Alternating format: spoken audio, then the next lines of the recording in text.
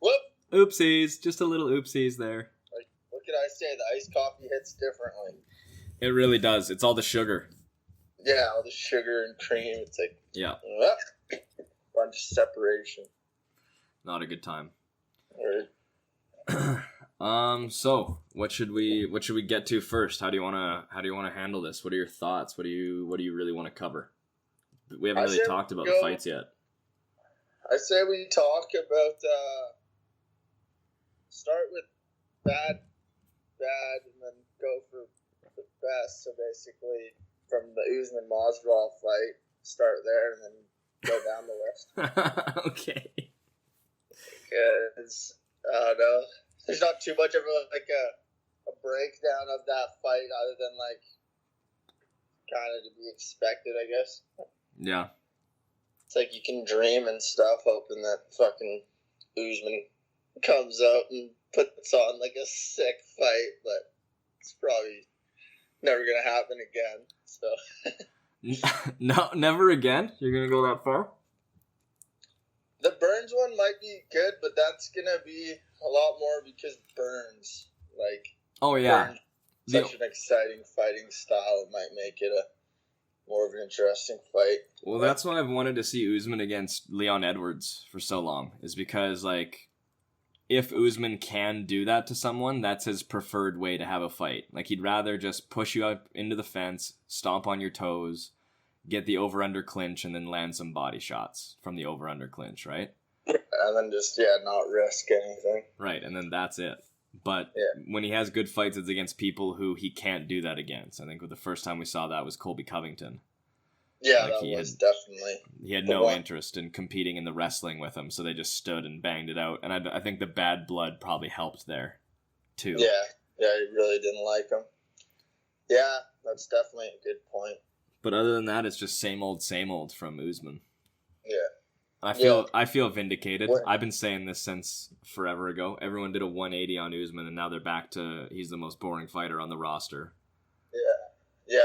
To be honest, like, that was my first, like, even the Woodley fight I didn't mind. Like, obviously, some of, like, his fights coming up I was frustrated with, but the Woodley one, obviously, I didn't mind too much, and then this fight was really just eye-opening. Like, I can respect it, but, like, I can respect the fact it's like he's such a good wrestler, and it's like, that's impressive. It's dominant and it's impressive, yeah. Yeah, but it's just not, like, it's not entertaining, right? Like, it's like, oh, cool, you can hug this guy and stomp on his feet. Like, just, it's just kind of like, nice, you get the fucking point, man. Well, it's not even like it's unimpressive. It is just quite literally boring. It's repetitive. It's the same thing every time. I know what he's doing, right? And so I just don't need to see it for 25 minutes, right? Yeah. To know it's like, okay, once he's locked it down and started making this work, that's it. Like, that's the end of the fight. It's going to go like this, and I don't need to watch it. Well, yeah, and especially because, like, Jorge, too, right? Like, he's coming off, like, a 6 days camp. 6 day camp. So it's like, I mean, like, he probably was pretty gassed. That's a pretty tough fight to have to deal with on 6 day notice. And then all the grappling. It's sure really messed with his gas tank. Yeah, it's definitely. Yeah, just his powder and stuff, being able to explode and all that. He was looking really good. Like, after Saturday night, too, it's something that it's like, Masvidal, I'd love to see him fight him on a full camp. Like, I wouldn't mind seeing it again, yeah. Yeah, I guess, like, he did have, like, a decent camp, but it wasn't, like, scheduled. It wasn't normal. He had to cut all that weight, so it'd be kind of cool to see. Yeah. What true prep would look like. Apparently he was preparing the whole time, but I agree, like an official camp. And who knows, like, that might be completely negated by Usman also having a full camp to prepare for Masvidal. Yeah. Because it could make a big difference. Because, Usman's striking looked awful compared to, like, I mean, obviously Kobe's not the level of striker Masvidal is, but... Yeah. I think it really was that Colby just made it look really passable because his own is really stiff and rudimentary. Word. Yeah. Word. Yeah. So yeah, I agree. I think that's what sort of frustrates me about Usman is that I think he gets lumped in with some other people that he shouldn't, like Khabib being namely one. I was listening to some, what was it? I think it was Morning Combat with Brian Campbell and Luke Thomas this morning, and Campbell was saying that like he's kind of like Khabib because it's like Khabib to the untrained eye can be really, can come off like to the uninitiated like he's not really doing much and like it's not really an exciting style of fighting. And I guess my point and my counter to that would be, yeah, but the problem is that Usman is that type of boring to the trained eye. Like to people who know what they're watching, to the trained eye, he's still like being boring. Yeah. Right? Whereas like Khabib, if you know what you're watching, it's incredible. Yeah. Like to watch what he does and the way he dismantles people, where it's just like, okay, like I'm gonna watch Usman stomp on someone's toes for 25 minutes. Yeah, and Khabib's like he's like vicious, like he's relentless. Whenever he like goes to the takedown, like he runs the guy across the octagon, like he's wild, and then his ground and pound is just so powerful. It's like it's sweet to see. Well, when you're watching Khabib, there's no getting it mixed up. There's no getting confused that this is a fight. Yeah, This is a fist fight, right? Exactly. With Usman, it's like someone just flipping through the channels who flipped to an Usman fight would never think like, wow, this is like the highest level of like hand-to-hand combat. Like this is what the highest level of hand-to-hand combat has to offer. Yeah. Do you remember last week when we were talking about the BMF belt? Yeah. And if it should be on the line. Could you imagine if Usman won the BMF belt with that performance? Well, that's why it was never on the line for him in the first place, is because those are the types of performances that he has. Yeah, exactly. But could you imagine that? They're like, in the BMF, Kamaru Usman, and it's just like a highlight of him hugging guys, like stomping feet. Yeah, they'll put up that one knockout he had against the corpse of Sergio Moraes. That's the only knockout he has, and they play that 7 times from 8 different angles every time they do a hype package for him. Yeah, no, exactly. Yeah, man, I just... over and over again, different angles. Yeah. Yeah, just always cut. So yeah, I guess that's my opinion. Like, I never really thought Jorge was going to be able to overcome that. Like, I think that's a pretty insane force of nature. So, and that's why it's impressive, but not really in the cool way. It's impressive, like, in the depressing way, because it's like, wow, like, I get to watch so much more Kamaru Usman 5-round fights against people that I want to see. Yeah, like, it also is, too, like, Jorge, at the start of, like, round 1, like, right when Kamaru got him down, like, Jorge was able to get back to the feet. Mm-hmm. So, like, I wonder, like, how much that threw off Usman, because, like, obviously he thinks he's the best, and, grappling's his bread and butter, so having Jorge pop back up to his feet like that was probably quite frustrating, and I don't know. I don't know. I think he knows that it's about, like, the long game, right? Even if you take someone down and they get back up, like, that's energy that he's expended that he's not going to have later. Yeah, but like, I don't know, even just along the fence, it was just, he was so content with holding him there. I just wonder if that kind of, he didn't want to waste any energy, because he just knows he's always been like that, man. That's that's sort of what I've been saying, is like, I'm fucking, like, this is his fight style. Like, this is all he does. This is all he's ever done. Yeah, he just uses the cage and this. Yeah, and then just... Point. Yeah, and all of a sudden he does it to Tyron Woodley, right? It's what he did all the way up, and everyone hated him for it, because it was boring as shit to watch, and people made fun of him for his 30% comment against Emil Meek, because it's like, it was just sort of like badly worded, but even then, like, the message behind it wasn't really interesting. And then all of a sudden he has the exact same performance that he's always had against Tyron Woodley, and it's like, is it impressive that he was able to do that to Tyron Woodley? Like, the same thing that he did to Emil Meek, he was able to do it to Tyron Woodley? Yeah, that's super impressive.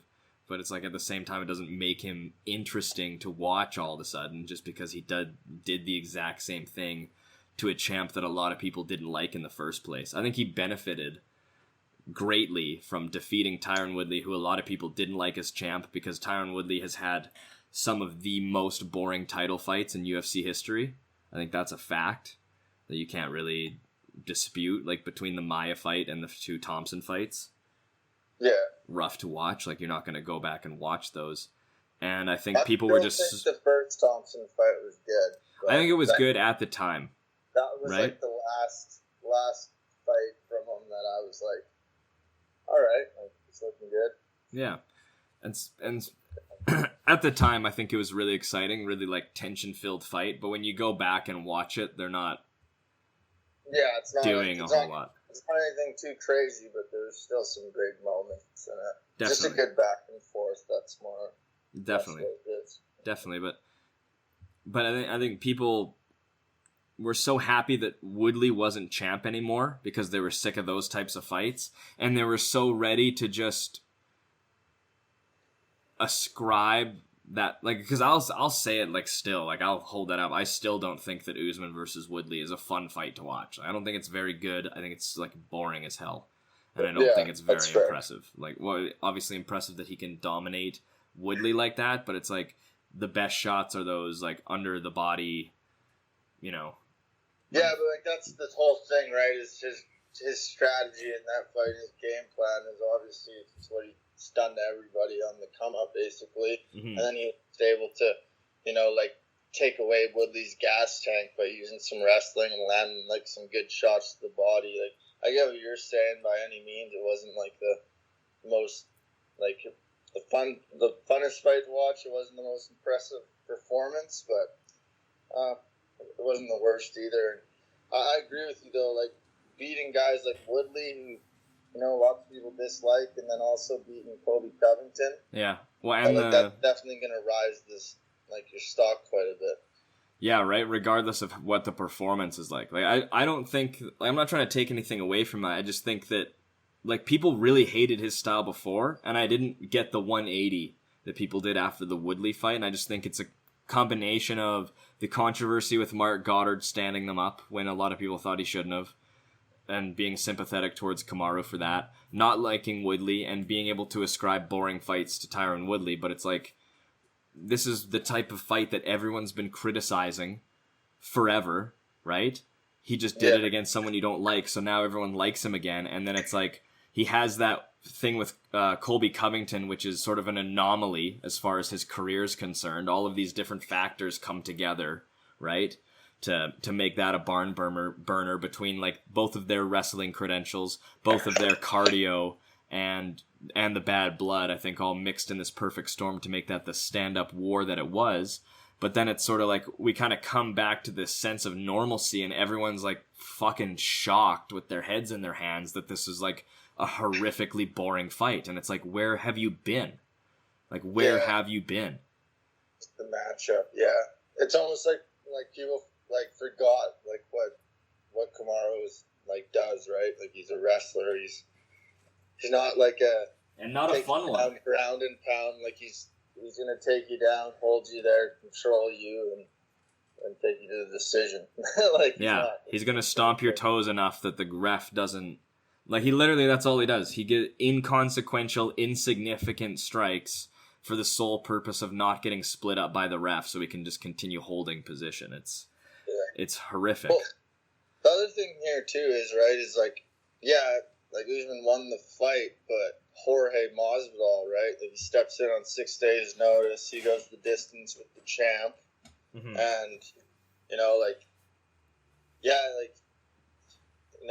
he tried what he could in there, but on a full camp, and there's questions still to that fight that give Jorge a chance that keeps him right in contention for the title. If he gets one more win, and it's like, by all means, I would love to see Jorge and Usman fight again, and Jorge have the full training camp.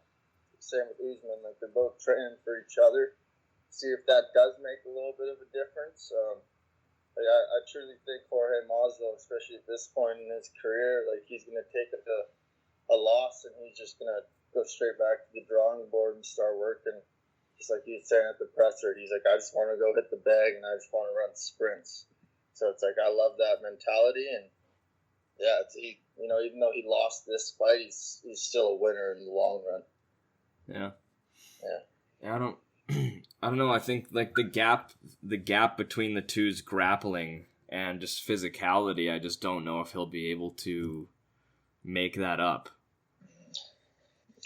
In the time that he's got. I just think he was, like you never know, but in the striking, like, Usman has him in the grappling, right? But even in the striking in that fight, like, Usman looked like he didn't want any part. He just wanted to be holding on. He wanted to be getting close. And so that's why it kind of gives me hope, like with a guy like Masvidal. If he lands a shot early, or you never know. Usman gasses a bit, that could be a completely different fight. That's a what if, but that's a big if. You never do know. Yeah. Masvidal did look good when he came out. It was just when Usman did get a takedown and start wrestling, he really took his gas tank from him. So. Yeah. Yeah. Sure. What do you think? What would you like to see next as far as the division? Well, definitely want to see Usman versus Burns.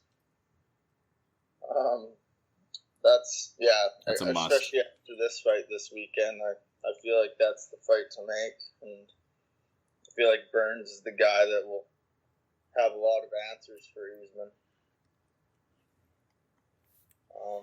I agree. What about for Masvidal? Where does he go next? For Masvidal, I would personally like to see the Leon Edwards fight. Yeah, I think that's best for him too. Yeah. I know like people were asking about Kobe and stuff, but I just think Leon Edwards and him, that'd be a great fight, especially with like the history they have. Mm-hmm. I also feel like the UFC kind of owes that one to Leon, because he's a true contender, and he doesn't really get the credit he's deserved and he's earned.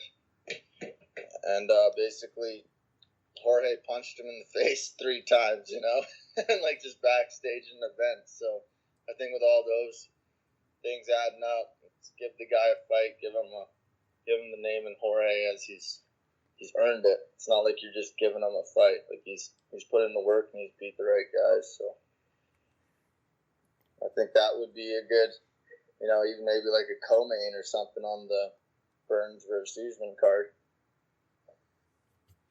That'd be good. Yeah. Yeah. I think. What are your thoughts? I don't know, man. Like I think the way it went down on Saturday, I think that was the way it was sort of always gonna go down. I think that's sort of where Masvidal sits with his grappling. I think he's just behind. I think that's a gap that you're just not gonna make up at this point in your career. Like you can just see it with his performance against Maia, and you compare Colby and Usman's performances against Maia. I just don't think the technical ability will ever be there to make that up, and I think he knew that, and I think that's why we saw so much posturing before this fight, because he got priced out of this fight, right? He essentially priced himself out of this fight, and you can say that he wouldn't be making enough money. They need to maintain his pay from the Diaz fight. He should be getting paid more because they're putting his face on the cover of the game, yada yada yada. And I would agree with you pretty much with everything that you've said there, the same way that I would agree with a lot of those arguments if you were to bring them up for John Jones. But I don't think that changes the fact that these fighters recognize how much of a risk, whether we're talking about Jones fighting Ngannou or Masvidal fighting Usman, I don't think we can just ignore that these guys obviously recognize what a risk this guy is to them and their style. Like stylistically, they don't match up well. And I think they ask for a shitload of money as a almost sort of like a safety net, because then at least if you lose, it's the biggest payday you've had yet in your career. If you're going to take that chance against someone who's got a really good shot against you while your star power is as great as it's ever been and, shooting to the moon, I think you'd be foolish not to hedge your bets and say, well, you need to pay me more to fight this guy who not only does he have a really good chance of beating me with his wrestling, he has a really good chance of making it boring as fuck the whole time while he does it. And right now, my brand as Jorge Masvidal is I'm the anti-boring guy. You know? Like, I've built this new resurgence that I've had, I've built my brand on I'm the anti-boring guy. And so to go out there and to be, you know, sort of performed on like that for a lot of people, not obviously we're not talking about hardcore fans that followed this before, but for the type of people, the millions of people that were going to be making Masvidal that money, like that just ruined his image for a lot of them. Yeah, but this is the only issue I have with that is like, yeah, Jorge Masvidal, he had a big year last year, but he's lost before. Like, he's lost to Damian Maia, you know? Who, you know, similar. Obviously wasn't as boring as a fight, surprisingly. Didn't think I'd ever say that. But Usman takes the cake for that one. Yeah. But I just think, like, he's had those losses and he's had those experiences and he's just been in the sport for so long with a year like he's had. You need to pay the guy more money.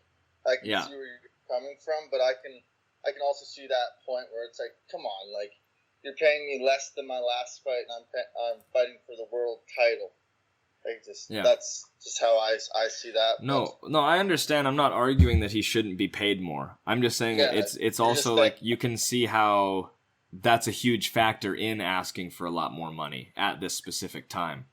Yeah, like it's a good reason to take a gamble. Yeah, because you know if that's you're not going to get paid and you know you're not going to get out and you're not going to have your leg humped for 25 minutes. Then, but you know I would say like he's lost before. You're right. He's had boring losses before. He's had ones where he seemed like he wasn't doing enough to win when he could have. But he hasn't had one of those performances since he's become this big hit. Yeah, he hasn't been this big. Like, I think from the Till fight on is when we can sort of start the superstar era of Masvidal's career. He hasn't been in a boring fight since then. He hasn't lost a fight since then. So I think this is the first time that we really see what his drawing power is going to be, not only after a loss, but after a loss where he got crotch sniffed to death. Right? Yeah. Like, to use his own words. So and he's built his own brand off of that. So everyone who's bought into that type of attitude and that type of style is going to be like supremely disappointed with this fight. Yeah, no, definitely. They're gonna be like, what the hell, George? Yeah, right? Yeah. So get off the cage, man. It's as easy as that. That's why I guess then to answer the question for me, like if I was Masvidal, if I was Masvidal's manager, I'd stay the hell away from Colby Covington, right? You maybe do Leon Edwards because that's you have beef with him. There's a good storyline there. You can make some money, but that's also a dangerous fight, right? There's a reason why when Masvidal wasn't getting paid enough, he wasn't saying, well, I'll go fight Leon Edwards then, or I'll go fight whoever. He was like, I'm going to go back, I'll fight Nate Diaz again. Yeah. Right? Right? He pretty clearly is looking for strikers that are going to have a certain type of fight with him. Yeah. And if you're going to pursue the welterweight title, you're not going to get that style of fight. And so if it's about making as much money to you as possible, you're going to have to take a different career trajectory and stop pretending like the BMF belt is ever going to be unified with the, UFC championship title. Yeah, it's a gimmick. Like, it was a selling point, basically. Well, that's literally what it is. It's you guys have great personalities and fan-friendly styles, and people love watching you fight, right? But you're just plain not good enough for us to put an actual title on you. People love belts, so we're going to put a promotional title on you for essentially biggest fan-friendly fighter, which is what that is. Yeah. If you're being generous, what we were talking about last week, if you want to be skeptical, it's the biggest hood thug stereotype, right? Which might be sort of problematic in and of itself as far as a marketing thing. So if you want to be generous, it's simply a marketing ploy. What is it really worth? Like I don't know. Yeah, no, it's just basically like it's literally like something you'd see in the WWE. It's not it's not anything to do with martial arts. It's like, and like, oh, pound for pound rankings, division. It's none of that. It's basically like, hey, you seem like a bad dude. Like, here you go. People think you're a gangster. Here you go. Like, that's seems like they did there. Anything you can, and this isn't a knock to him as an athlete, but it's just simply a fact of him as a world-class fighter. Anything that you can beat, anything that you have to win off of Nate Diaz doesn't make you the best in the world at anything. No, exactly. And like that's not, there's no shame in that. Like, same thing. Anything you win off of me is not going to be the best. You're not going to make you the best in the world at anything, right? So once we're talking about the most skilled fighters on the planet, you have to be a little bit more pejorative about, where these people stand. Yeah. Yeah, and I mean, we always put people in the conversation so earlier. Like, literally Saturday after Usman's fight, first thing Anik says is, "I'm here with the greatest welterweight of all time." Like, are you kidding me, dude? And it's like, yeah, he tied George St. Pierre or whatever, and wins in the welterweight division. But it's just, it's like, after a performance like that, how? Like. Oh, dude, yeah, and if people want to criticize GSP's title reign for being boring, and that was the thing, I've seen comparisons to Khabib and GSP, and it's like, he's not, though. He's not, though, because if you know what you're watching, it's so much less complicated, intricate, and, like, again, it's impressive that he can pull it off, but the things that he's doing are not impressive. They're very rudimentary, like, he's winning with, like, very basic, uncreative game plans, which if you want to be that person who's like, well, that just shows how good he is, right? That's fine, but at the end of the day, this isn't a frickin' sport. It's still prize fighting, right? Yeah. And there is an element of entertainment in this, and how much do you cater to what the fans want to see? And Usman never has, and he probably never will, and so I'm shaking my head at all the people who are surprised at the outcome of these fights. Like, there's people taking it way more seriously than I thought anyone was, and then there's people way more surprised at how boring the main event was than anyone has a right to be. So I guess there's just a lot of new fans in the sport. Yeah, they don't know what to expect. But yeah, you definitely, you're right. You've been calling it since day one on Usman. You've just always been like, hey, not a fan of the guy's style. Like, I know exactly what to expect. You've called it time and time again, and it's probably the first time where I'm finally going to give you the credit on it. So, if anyone listening wants to have fun, go back to the Woodley Usman episode that we recorded. No what number was that? Yeah, that was good. It's crazy how things change. Yeah, right. Crazy how because I think I'm probably off just because I feel so attacked on my position on Usman over the past couple months. If I remember, probably incorrectly, but what I remember is that you were like really hot on that Woodley fight. Like, you were really, really impressed by that, and I was just kind of like massaging my temples, going like, why though? Like, what? And you're like, no, it was a great fight. I really liked it. And I was like, wait, you liked it? Yeah, I liked certain moments of it. If I were to sit here and put on a fight right now on my TV, I'm telling you one thing, I'm not going to sit and watch that whole fight. So you got a point, it's not something you're going to go back and rewatch. Definitely not. Okay, let's move on then. After that, we spent a half an hour talking about a boring fight. I'll probably cut that down a little bit. Yeah, it sounds good. To be honest, that's shocking. I can't believe I was thinking of even being like, Usman Masvidal, like, you got the point on that one. Yeah. Toe stomps. Yeah. Toe stomps. The new meta. That's it, yeah. 270 strikes? Like, 225 of those are toe stomps.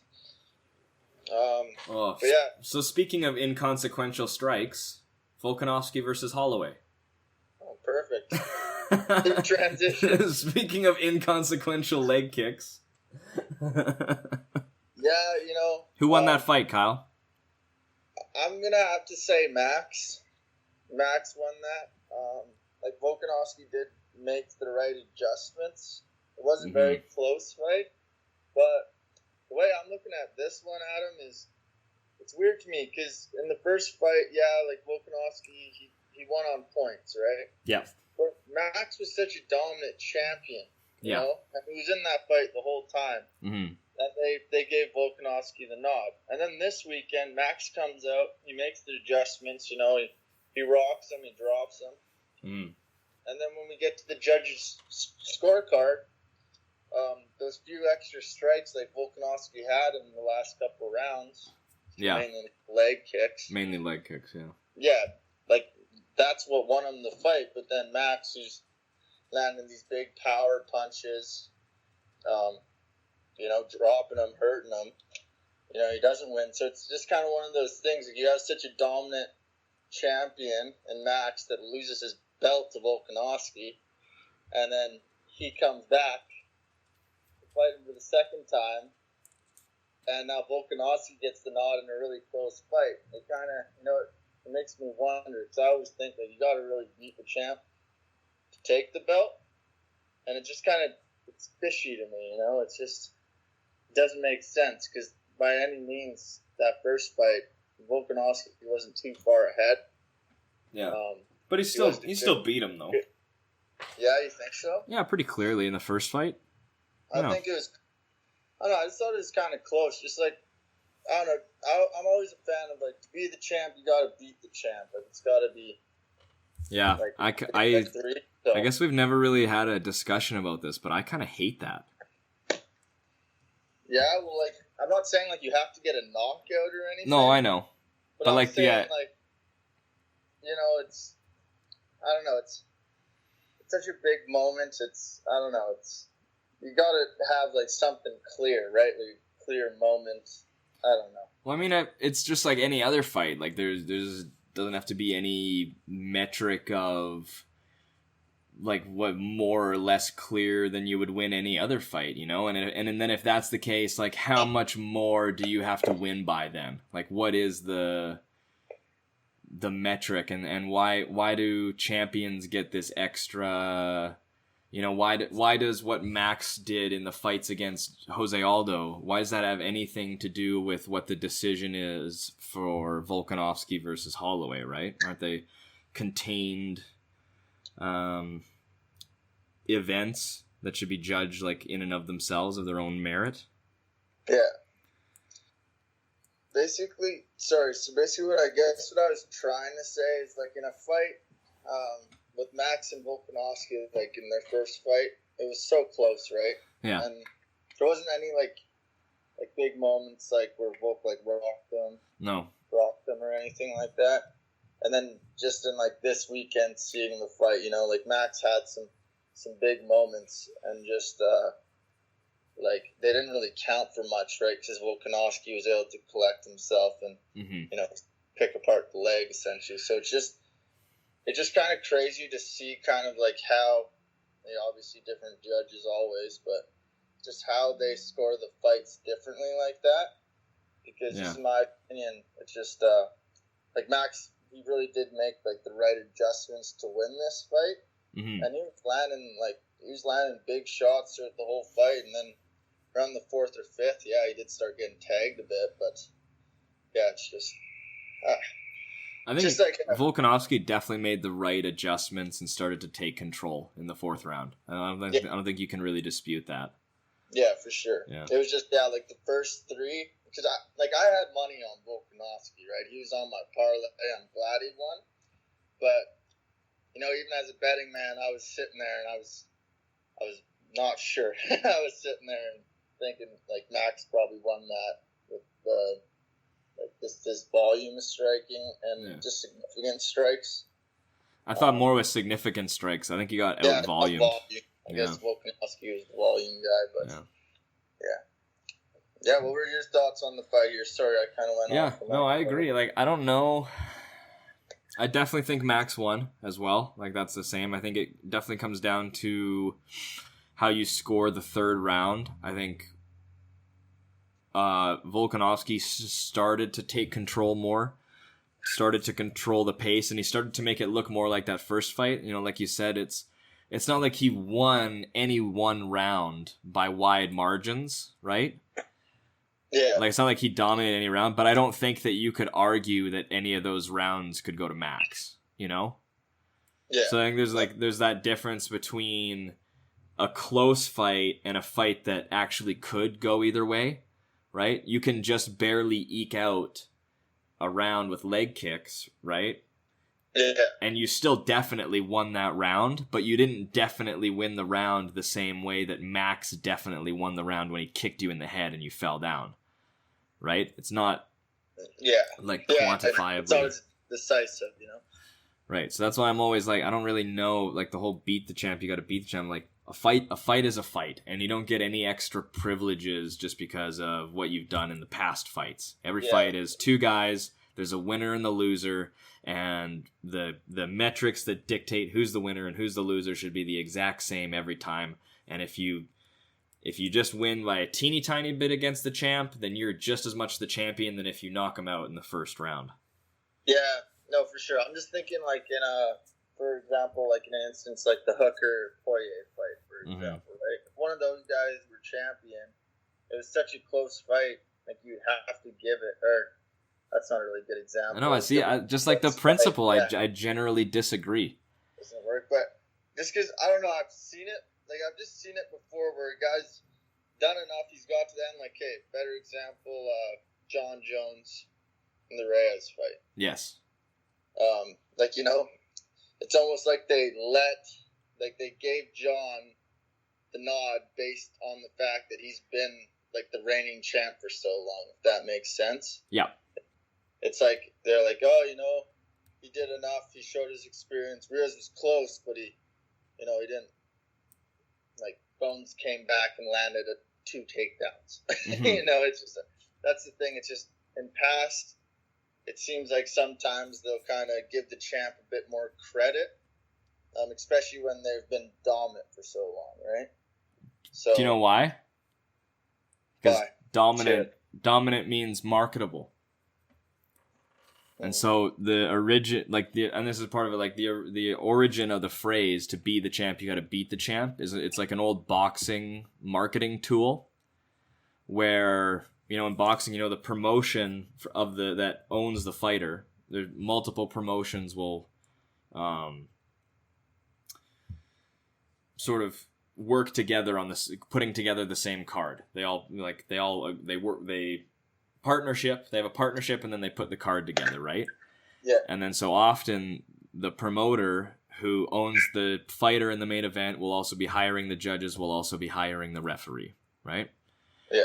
And so in order to continue making money in boxing, because it matters a lot more in boxing than MMA, you need to have your undefeated record, right? Yeah. And so as a way of dismissing questionable decisions and corruption and just essentially bad calls, giving the champion the belt when he shouldn't still have it, boxing promoters came up with this idea of, well, in a championship fight, the rules are a little bit different. You can't just win the fight by a little bit like you could win a normal fight. You have to actually beat the champ. And this way, they were justified in keeping their top money makers at the top of the card and keeping the belts. And that's why these people were able to get away with these robberies and fixing these fights so that the champions never lost, because to beat the champ, you got to beat the champ. Or to be the champ, you got to beat the champ. Yeah. Right? Which is why it was such a big deal when Tyson Fury outboxed Klitschko, was because before then, probably for the last 3 decades in heavyweight boxing, there had never been a decision that the challenger won. Yeah. You had to knock the guy out. And so to me, like, to be the champ, you got to beat the champ is just, you are, instead of addressing, like, maybe there's an issue with scoring system, maybe there's an issue with, you know, not being able to, like I said, not being able to delineate, you know, Max won his rounds by a much more obvious margin than, you know, Volkanovski, like, barely edging that. Maybe instead of this, to be the champ, you got to beat the champ mentality, maybe we just need to address that issue in the scoring itself, in the scoring of the fight.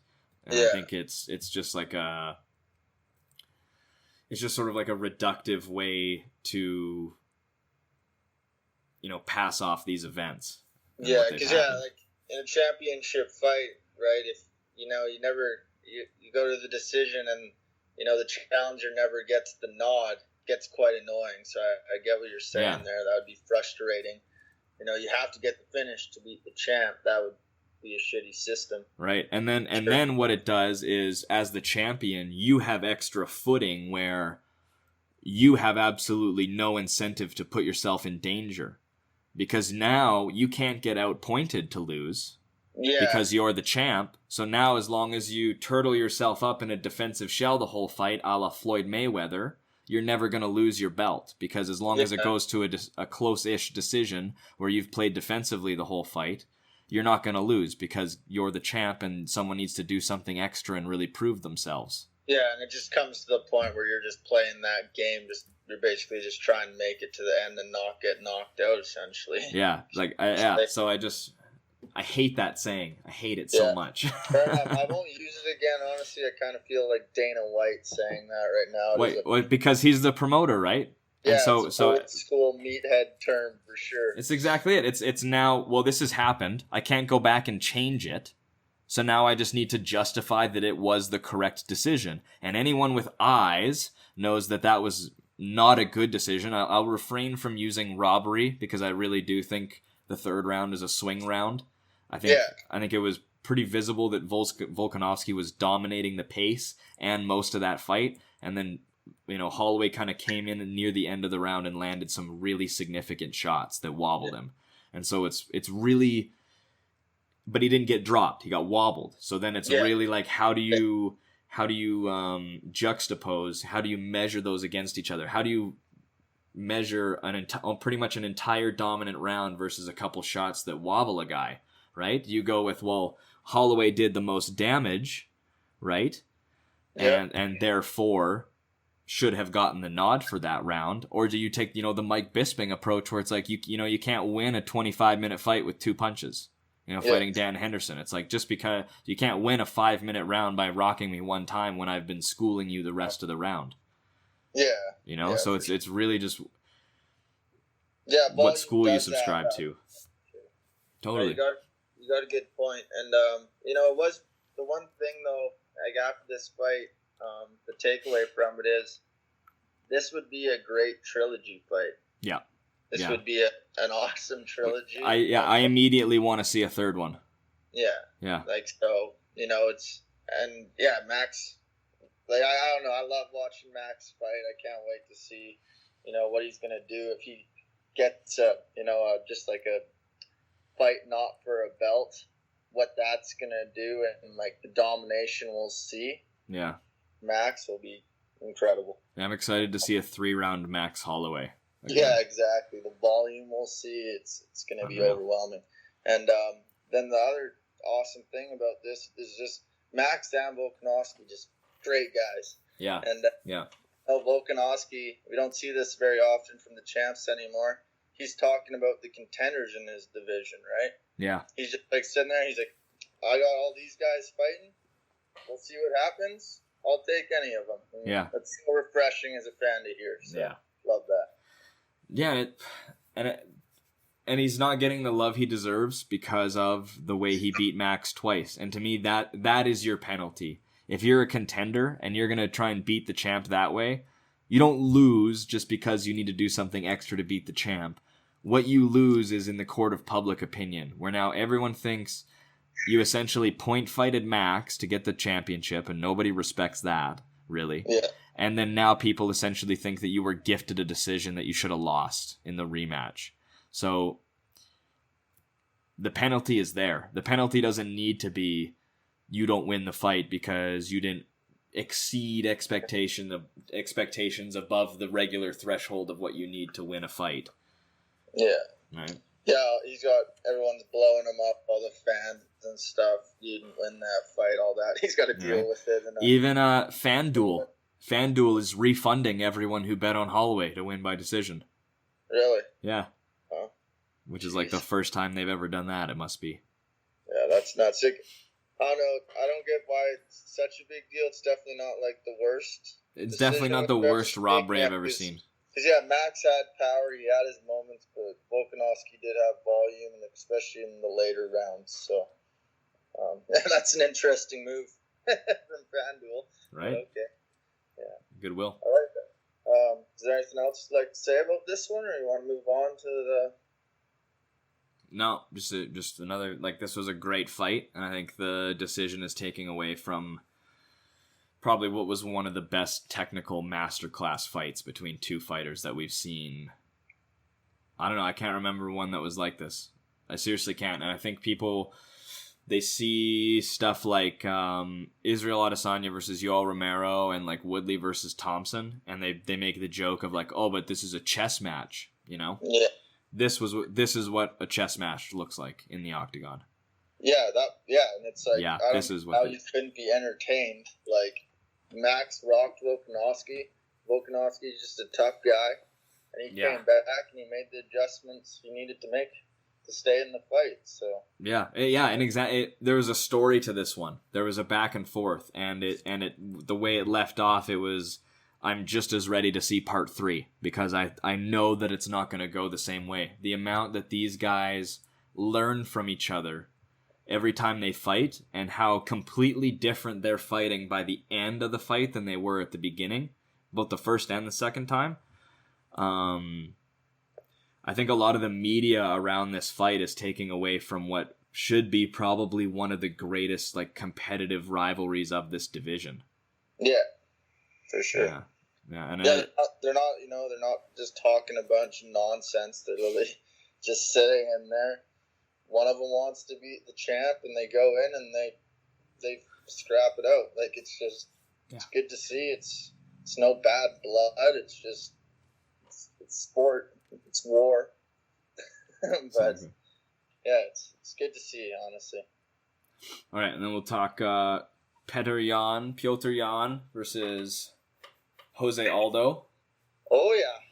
Another great fight. Jose Aldo looked fantastic. You know, I keep expecting him to show up looking like a shell of himself, and looking aged and looking withered, but he just keeps showing up like just as sharp, if not sharper, than we've seen him last time. Yeah, I agree. I don't think there's any disputing that he's on the downside of his career at the moment. Yeah. But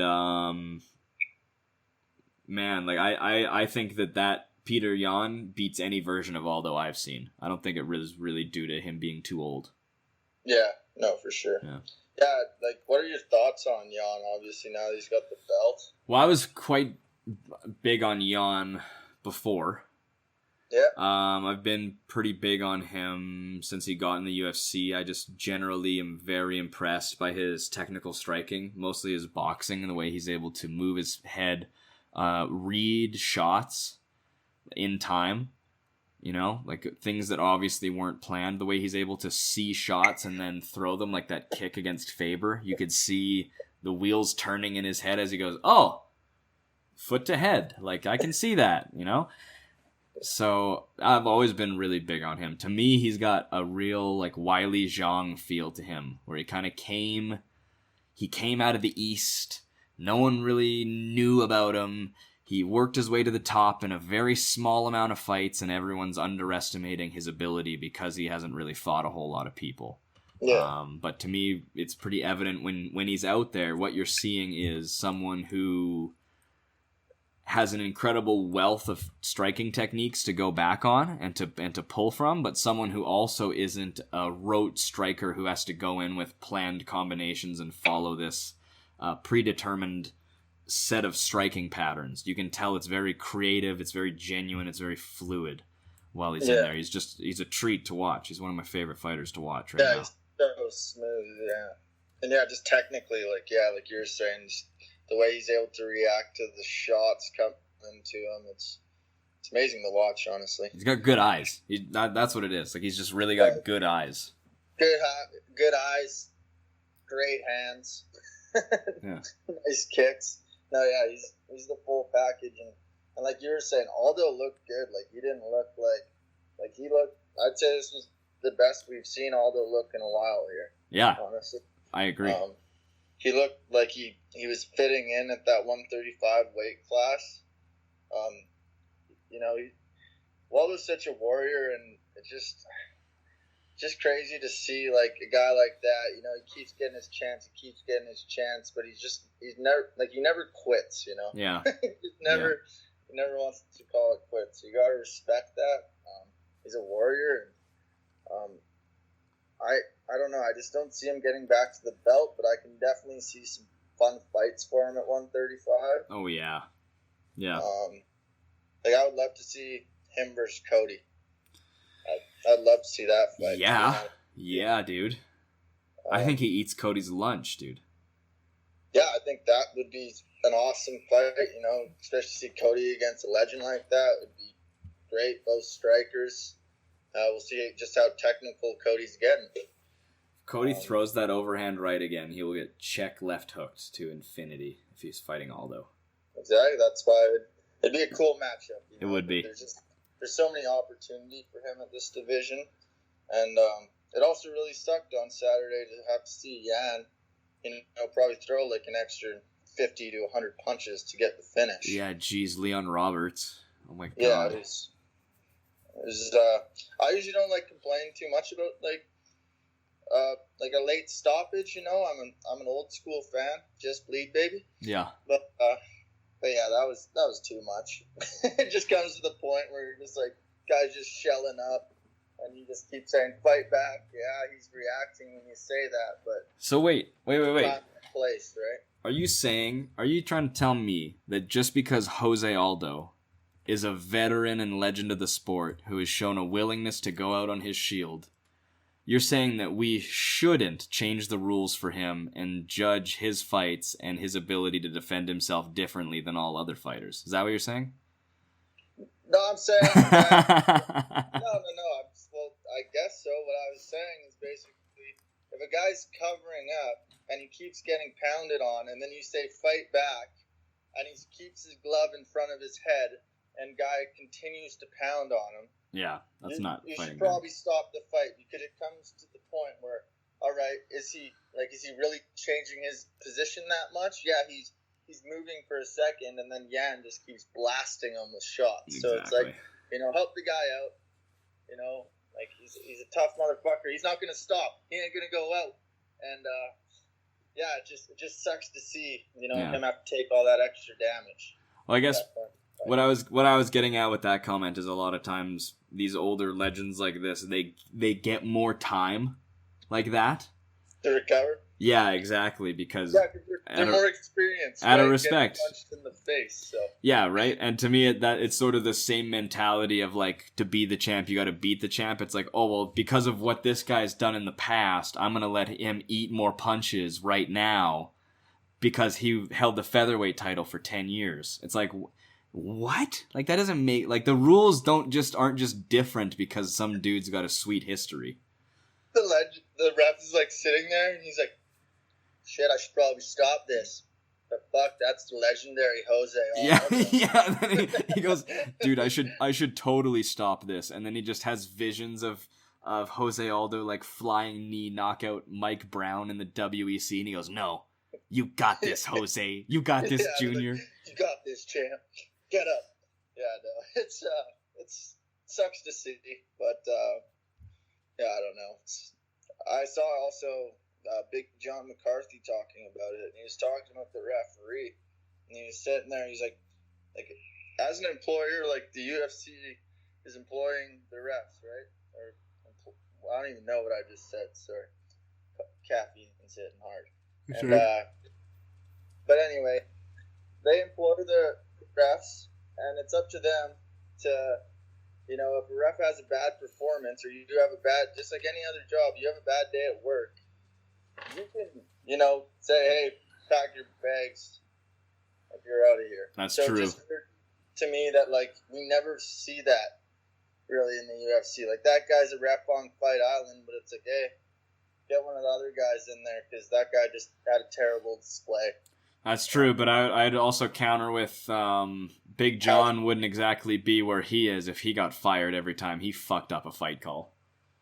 Yeah, that's true. But it's like a ref like Big John with so much experience and stuff, for him to come out and say that, I think he's making a good point, honestly. That's true. Well, they've done that in the past. Like, there's a reason you don't see Mario Steve Yamasaki. Mazzagatti. Yeah, or even Yamasaki.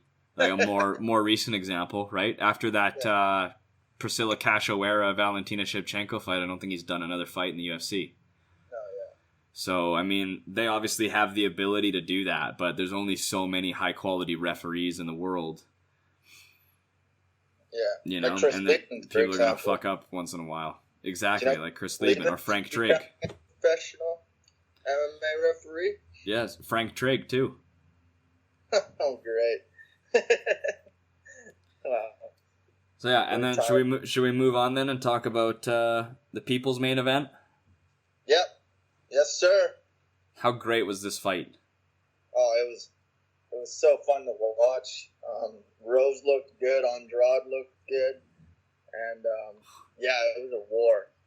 Incredible. Like, I don't even know what to say about this fight other than both of these ladies looked better than they've ever looked. Like, I would say, man. It was insane. I would say Andrade probably had the most significant improvement that I'd seen. Like, I don't think I've seen her really use head movement like that before. I don't know if it's like the clips of Mike Tyson boxing lately or something inspired her, but the way she was moving and weaving in there, it was sweet to watch, and yeah, it was just... Do you know what it was, I think? It was crazy, man. What was it? I think somebody finally knocked her out and she realized the importance of head movement. She just couldn't run straight into the punches anymore as her defense. Yeah, but she got knocked out with a knee, and the way she's weaving like that... she got knocked out with the knee, but she got lit up and hurt with the straight right before she got finished in the clinch.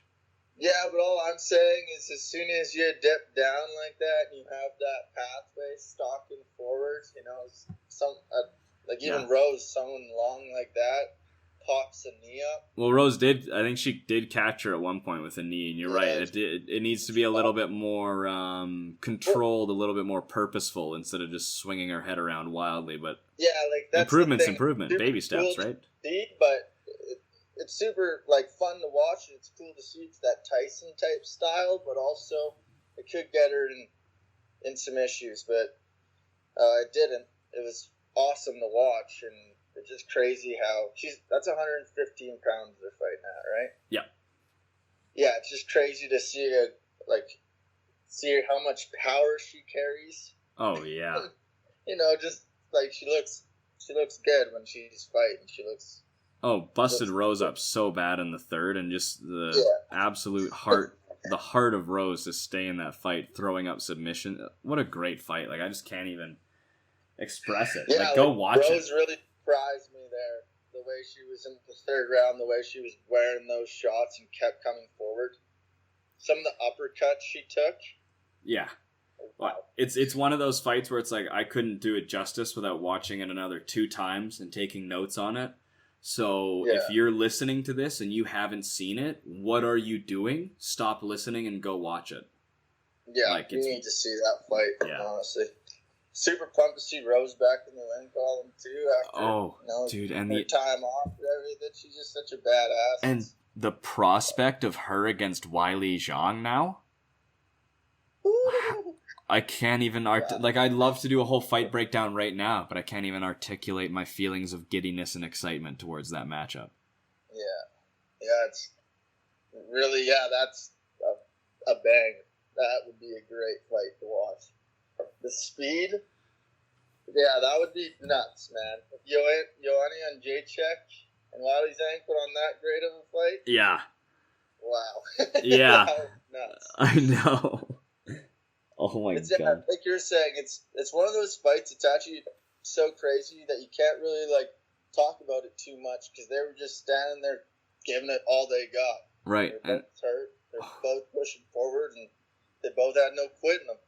So yeah, very rarely could you look at a fight and go, if you want to know how to properly fight on the outside at the end of your range, go watch that fight and watch what Rose does. But at the same time, if you want to see what to do on the inside and how to get in on someone with long range, go watch that fight and look at what Andrade does. Like, very rarely can you look at both fighters in a fight and be like, what they're doing right now is like the pinnacle of how to achieve what they're trying to achieve. Like, the way that they've implemented their games is exactly the way they need to get to what they want to get to. Very rarely do those happen against each other, and that's when you get like these great fights. Yeah, for sure. Yeah, I couldn't agree more. Honestly, it was just every time, like Rose would be trying to stay on the outside, and then Andrade would get right up in there and bop her, and then the next thing you know, they're throwing bones. They're throwing bones. Yeah. All right, let's run through these last couple. Yeah. One last thing. Oh, go for it. I was not expecting that, to be honest with you. So that fight really caught me off guard, and it just goes to show you never know what you're gonna get. No, I think that was probably one of my most anticipated fights on here. Yeah, I thought it was gonna be like kind of more like one-sided, more of like almost like a striking clinic, picking her apart. Mm-hmm. Yeah, obviously that's a bold prediction, but I was not expecting that much of a barn burner, that's for sure. Yeah, moving on to the best fight of the night. Amanda Ribas versus Paige Van Zandt. Yeah. Sweet. I think it's fair to say Amanda Ribas is the people's champ at this point. I think it has to be said. Every time that chick wins a fight, gets on the mic, you just can't help but smile. Oh, she's a heart stealer. Yeah, it's awesome. What can you say, Adam? I know for me personally, I thought Paige was gonna win in dominant fashion here. So what can you say? I was quite shocked and surprised. Yeah, well, this is if you didn't know, now you know. Now you know. Amanda Ribas, 101. True. 100 wins, 1 loss. I wish I looked into that stat because, as you know, I'm a big experience guy. So. No, that's not true. That was a typo. She's 10-1. Yeah, I know. They corrected it. Yeah, dude, she's great. Like, she's fantastic. Like, her submission chops and her ability to get it there. Whether she chooses to stay at 125 or whether she goes back to 115, I think wherever she goes, she's destined to be near the top of the division, if not at the top. The only thing is, it's tough to decide whether you want to be in one division or the other, because if you go 115, you've got a much tougher, longer, more difficult journey to the top of the division. If you go to 125, you're going to get straight to the top much quicker, especially if you've got the talent, but then once you get there, you've got the absolute wall that is Valentina Shevchenko waiting there for you. So either way, I'm excited to see Ribas' future. Yeah, no, I agree. I look forward to seeing her fight again. Yeah. What do you think? Where do you think Paige Van Zandt's going to go? She's going to test free agency. Probably Bellator, right? Yeah, I'd say Bellator. Good that her husband fights in Bellator, doesn't he? Yeah, he does. I'd say sense. Bellator, or even maybe one championship. Maybe one. Here's the thing. Here's the difference between the companies. If she goes to Bellator, they're gonna serve her up some cans that have had like 3 professional fights that she can style on and look good doing it. Right? Yeah.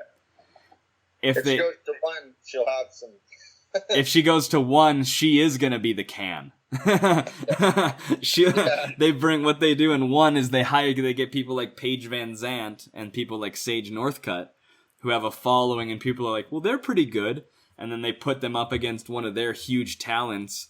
And then when their huge talent murders the new person, then everyone's like, oh, Cosmo Alexander's pretty legit, I guess, eh? Yeah. No, yeah. They sack. If it goes to Bellator, they become the crown jewel. If you go to one championship, you become the sacrificial lamb. Yeah, so Bellator. We'll take Bellator. Yeah, right? Got a good point. She's going to go over to one, and it's going to be like, here's stamp fair text for you. Yeah. Good luck. Totally. See you later, Instagram model career. Have you heard of Angela Lee?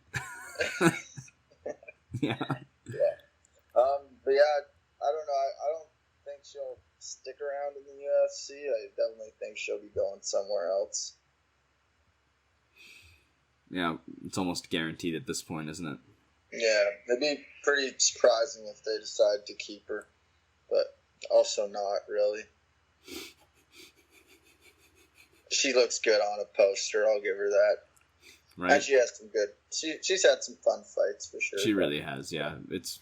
You just can't discredit her as someone who's only done modeling. I think if you're gonna have a criticism against her, it's that once her fight. She's a warrior.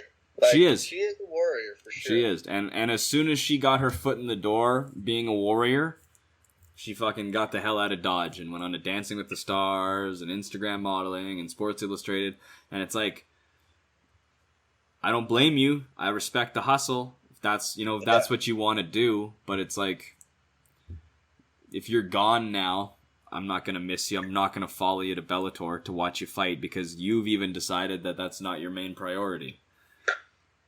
Yeah.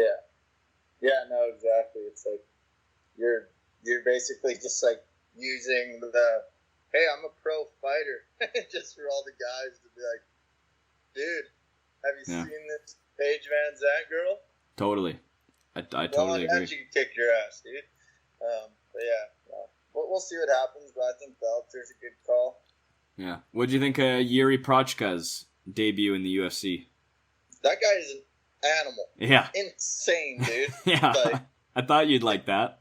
Yeah, the confidence he possesses in the octagon, especially for debuting fighter, he was just having a great time in there. Every time he'd eat a shot, he would, give a taunt, let Ozdemir know, I don't know, he's just a crazy dude. Like, the stuff he was doing in there was just, I don't know, it was odd, it was creepy. I loved every minute of it.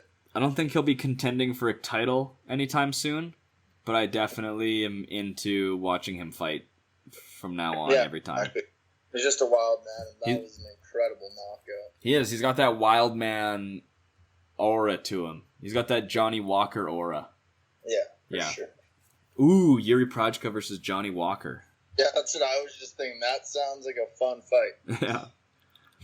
Muslim Salikov versus Zaleski dos Santos. I was a bit disappointed in the decision in this fight, personally. I think a lot of people thought dos Santos should have won.